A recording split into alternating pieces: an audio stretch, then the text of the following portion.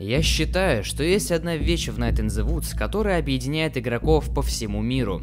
И это Possum Springs. А точнее ощущение от пребывания в нем. Небольшое количество пустых магазинов, заброшенные места, старики на улицах, атмосфера умирающего города с былым величием. Город является неким собирательным образом других городов из Канады, в которых жили разработчики, а именно Виннипег и Питтсбург. Однако, несмотря на разную инфраструктуру, я почти уверен в том, что и русские игроки ощущали, будто слишком атмосфера напоминает их родные места пребывания. Будто все это выглядит для нас знакомым. По крайней мере, я ощутил это на себе полностью. Сегодня я расскажу вам о Бийске. Город, который по атмосфере, как по мне, максимально приближен к Possum Спрингсу.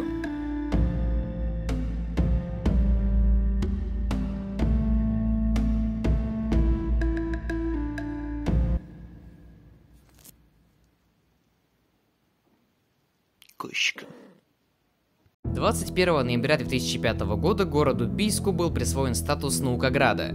Однако большая часть той самой научной деятельности происходила во времена Советского Союза.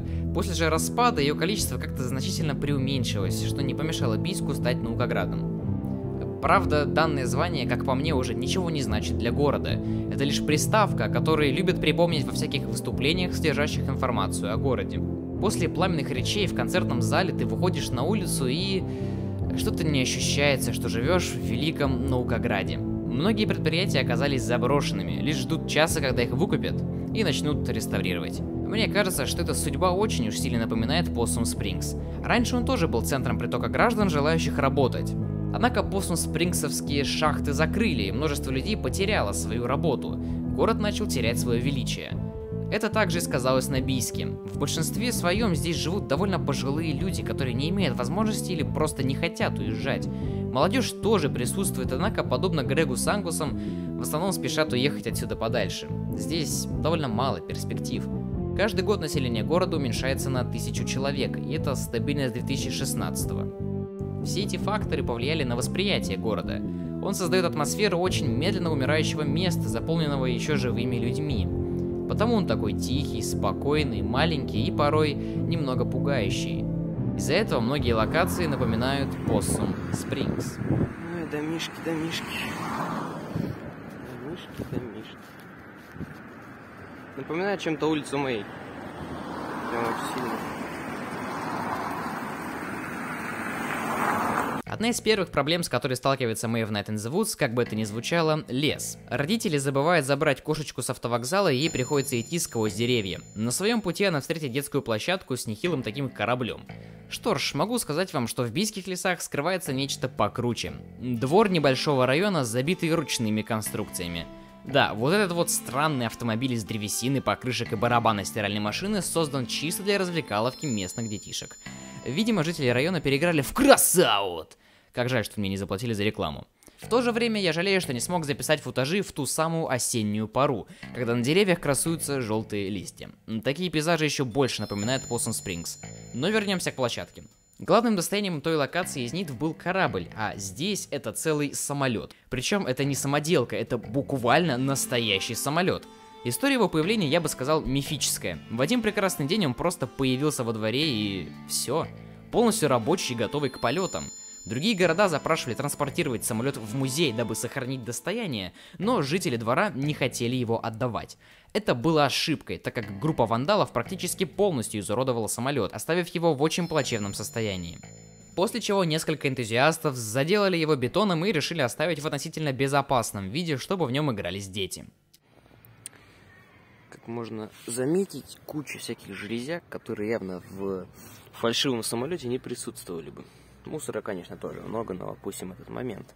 Вот здесь вырваны провода, что очередной раз доказывает, что этот самолет был настоящим. В один день этот самолет был подвержен, так сказать, атакой подростков и прочих не очень хороших людей, поэтому внутренние его части оторваны, были залиты бетоном, дабы отреставрировать его и хотя бы детям оставить на удовлетворение. Дети-то его точно не разберут.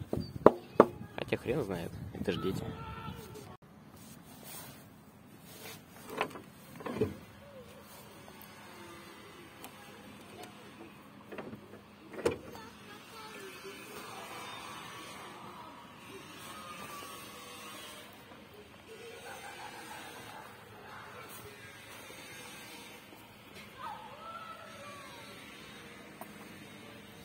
Ну, пора идти дальше.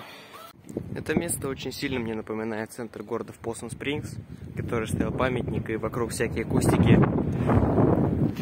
Ну, просто, как мне показалось, довольно похожее место, поэтому решил запечатлеть. Тоже памятник и кустики. Прикольно. Были в Night in the Woods еще и моменты, когда мы выезжали за черту города, и одним из самых атмосферных таких выездов я могу назвать тусовку с Грегом в лесу. Там мы дрались на ножах, стреляли из арбалета и философствовали у озера. И я думаю, в Бийске также есть похожее место. Леса здесь хвойные, судя по всему. Ну, типа сосны. Сосны. Пахнет прям вот этой хвоей. Хотя, возможно, я путаю. Не суть. И о том, что это, конечно, не... Ух ты. Не леса Грега. Вот это кадр, да? Красивый. Но, тем не менее, по атмосфере чем-то напоминает. А если нет, то, это, так сказать, место интерпретации. Такое вот обустройство. Хорошо, давайте зайдем вглубь и посмотрим на парк. Не на этот. Там есть другой. Вот оно как выглядит. Если быть точнее, есть целая карта. Мы сейчас где? Это планетарий. Мы сейчас примерно здесь. Не обращать внимания, просто нужно что-то записывать, поэтому один палец торчит. Ладно, разберемся. Короче, немного ошибся и заплутал. Пошел не в ту сторону. Но сейчас мы вернемся. Кстати, здесь могут быть белочки. Может, даже их найдем.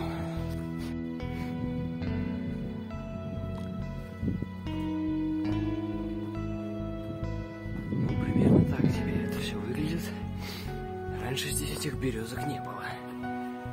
Честное слово. Были только сосны и все. А берез не помню.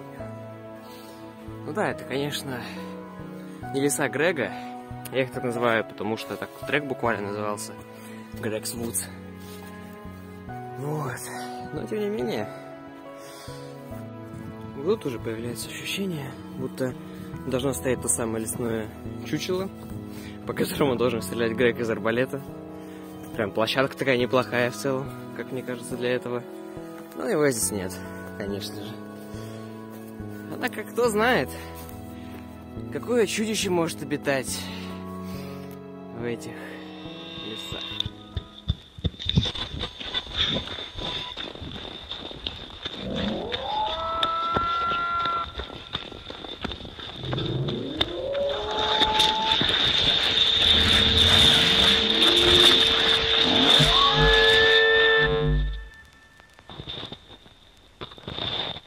Есть здесь и места, напоминающие главную улицу города. В Нитв это была маленькая уютная дорога с прохожими и кучей мелких магазинчиков.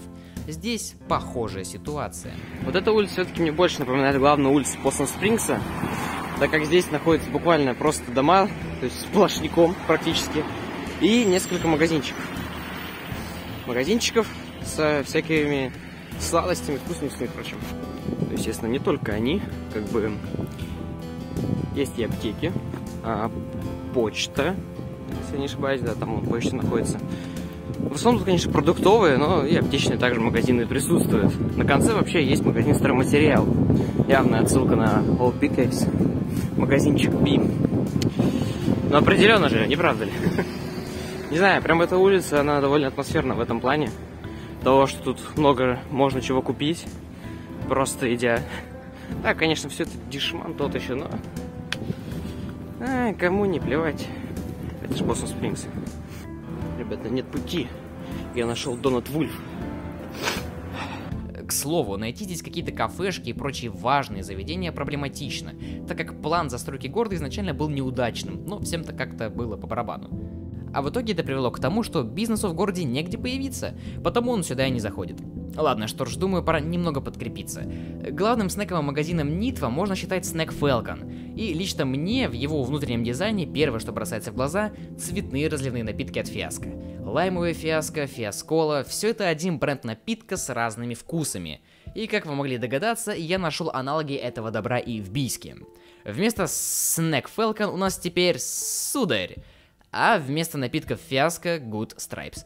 Относительно дешевый разнообразный напиток, разных вкусов под каждого любителя газировки. Что самое интересное, в распространенных и крупных магазинах его практически невозможно найти, но в более мелких и во всяких пивнушках он находится всегда. Мне повезло найти в Судоре линию, которая была полностью забита вообще всеми вкусами Good Stripes. Вот они слева направо, как говорится. Такое я видел впервые. Забыл сказать, что его стоимость составляет 84 рубля. Это дороговато, но есть в местах подешевле. В той же Марийке можно найти по скидке за 64. В целом, ну, это очень хороший напиток, правда. Сейчас давай, кстати, церквушка небольшая. Сейчас попробую открыть. Наконец-то я еле открыл это произведение искусства.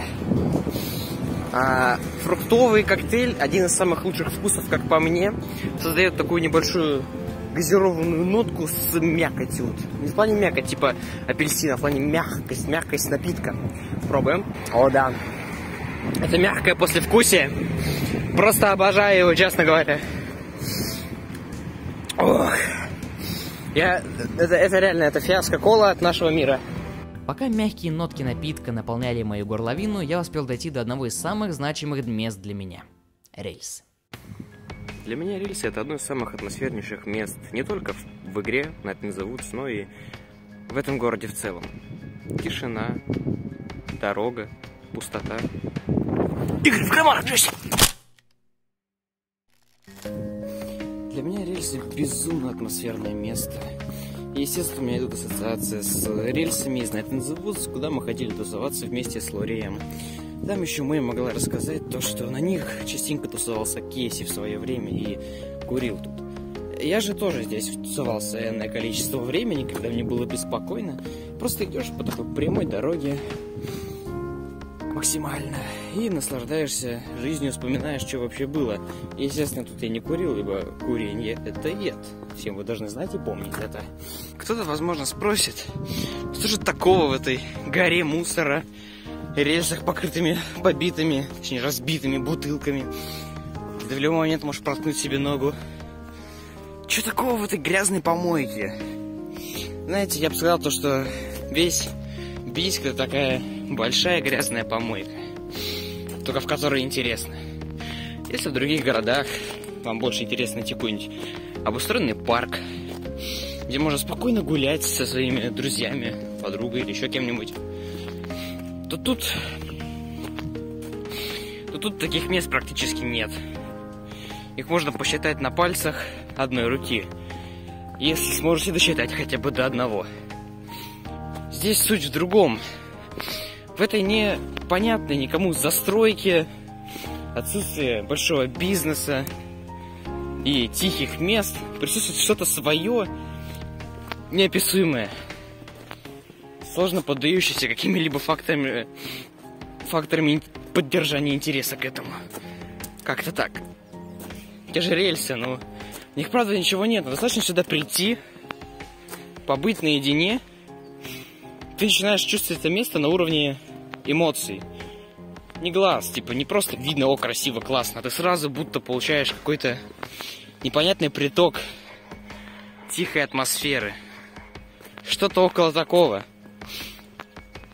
Да и в целом, я думаю, что Possum Springs тоже, в частности, этим вам отдавал. Вы же тоже считаете его атмосферным, хотя, по сути, это давным-давно уже никому не нужный город. Единственное, кто им занимается, это чертовы культисты. Нет, ну реально, посмотрите, какая картина. Передний план занимает рельсы, место со своей атмосферой. Средний план занимает сельские,